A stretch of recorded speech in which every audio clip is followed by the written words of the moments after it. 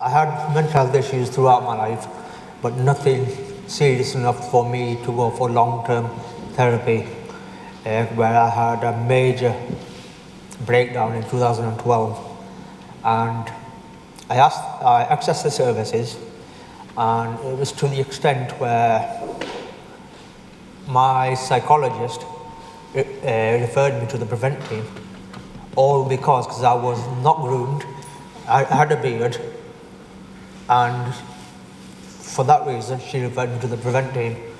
And I was very lucky that the person that came to my house from the prevent team, he was a friend of mine, and we did the same course. Because my journey could have been significantly different if it was someone that I didn't know. I could be technically behind bars because the psychologist wasn't very culturally sensitive.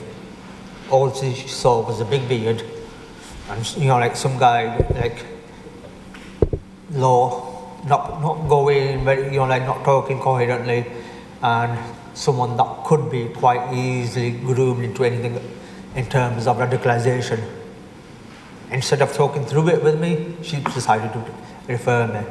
And because of that reason, I stopped engaging with the IEP services altogether. And then I went through a difficult period where I had to try to adjust and learn my own coping mechanisms. And I'm glad to say that my coping mechanisms that I found for myself are working really well for me. And I think I own my mental health now.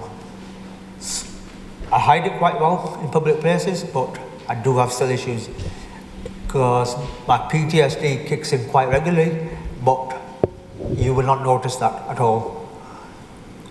And since I went through this experience, because I would say I'm a British Asian, English is my first language, and I thought, hold on, if this could happen to me, what's happening to other people around me? And since then, I've become very active in the Great Manchester Devolution and health and well-being sector.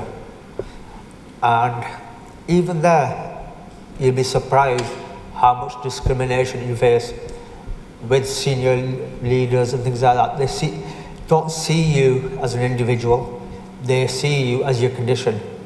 So like, instead of calling me an expert by experience of giving my knowledge and what's not working and working at the grassroots levels, they see me as my diagnosis with no skill sets.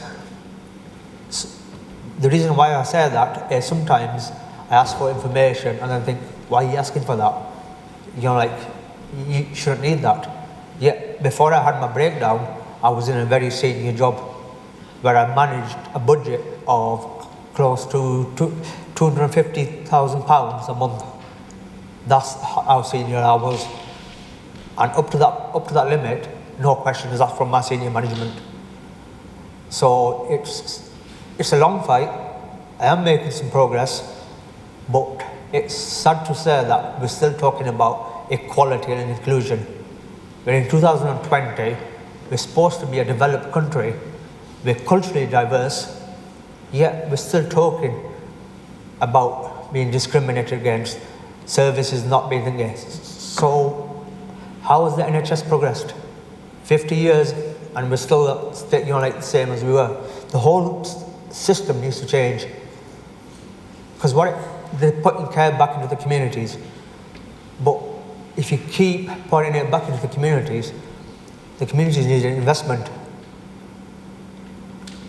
And without that investment, the small organizations that are very good at helping people, they'll become saturated and no longer will be able to help people. So the key message here, I would say, is never judge a person with regards to their disability or whatever, because there's more to a person than what you see or hear about a person. And for me, the biggest impact was being referred to the prevent team and even social services, because they saw me at a risk towards my niece and nephew. So they tried to basically, put in it in blunt words, screw me over. And it took me 3 years to get an apology off them. But I pursued it because I was adamant to get that apology. 3 years.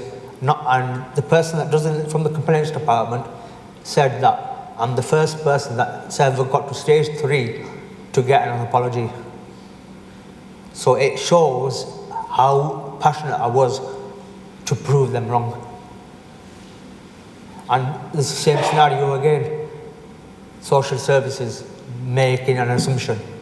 Mental health issues is a danger. Could, like them assumptions, where do they come from? I have no idea. Could it be movies? What they hear on the news? You don't know. But we need to tackle these assumptions and these unconscious biases. So there's a lot of work to be done. This is just the beginning. That report about inclusion is the beginning. We've got a long way to go yet. There needs to be a whole power shift in the whole system. And what my local CCG doesn't realise is, I go to London, sit on various committees for public health and advise them. Yet locally in Rochdale, they regard me as my diagnosis. So it shows that not everyone values your opinion. Because I'm straightforward. I'll ask you the question bluntly. If it's not right, I'll say, that's not right, that's not going to work. Or can you support that with facts?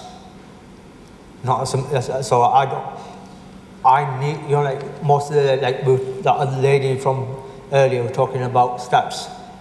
Them stats, I would say, have been sanitized to hit the targets.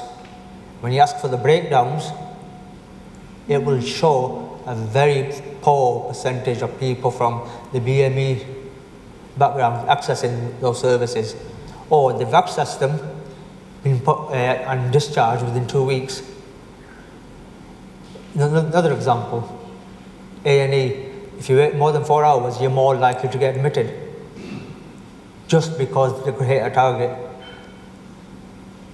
And A&E are also supposed to have access to 24 hours a psychological therapist, either on call or on premises. I've been into A&E where, due to self-harm, been in there, got my cuts, etc. addressed and sent home. No follow-up appointment with psychological services. Saw them on medication list. Clearly obvious that I had mental health issues, if you look at it. But they didn't care. They saw the problem, dealt with that, and there you go. It could have been a serious cry for help. Because when you self-harm, it's the start of that cycle of you going downhill. It's not just there to get attention. It's basically a cry for help. So it's not just IAP services. NHS needs to change in various departments. There are some good points in the NHS. It's not all bad, but my experiences have been bad. So I'm very active under the devolution in Manchester. I sit on the Adult Mental Health Delivery Board. So I'm sitting with directors and commissioners, asking them the questions, being able to challenge, being able to take the voice of the grassroots people that are accessing the services. And I still go into groups at the grassroots levels. They engage with me. They come and tell me, oh, these are the problems we're facing. Where if it was someone else walking in, like i.e. Health Watch, they won't talk to him, or they'll give him half an answer, worried what's going to happen with that information. Whereas they see me as, hold on, he was really bad, yet he's recovering, or he looks competent. Let's learn from him. Let's go to him for help, advice. It's not all about getting on the tablets. If you catch a person early enough, holistic therapies will work, but it's catching that person early. That play hit home when the doctor turned around and asked the mother, how are you feeling? Most of the time, services forget about the family and the carers of a person with a diagnosis.